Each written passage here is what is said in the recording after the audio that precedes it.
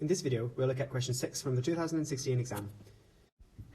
So in this question, we see three hypothetical or real scenarios of nuclear fission of a uranium-235 nucleus, which then decays into two lighter nuclei and some other particles.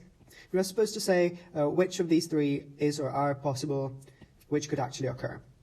And what we'll do is we'll go through them one by one and count the atomic masses before the reaction and after the reaction, as well as the numbers of protons, because those need to match, right? If we have 236 lots of mass, or some units of mass coming in, then we have to have the same amount of mass coming out of the reaction. And that's all this question is about. We'll be just counting numbers.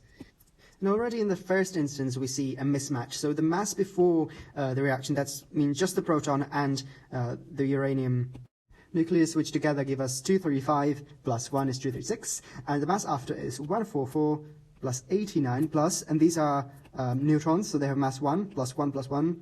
And altogether, the mass after the reaction is 235, which is not 236, and this is wrong. And a very similar thing happens in option 3, where, again, the mass before the reaction is 235 from the uranium plus 1 from the neutron, and the mass after is 3 neutrons, 87 and 145, which only amounts to 235. Again, a mismatch. This is impossible. No.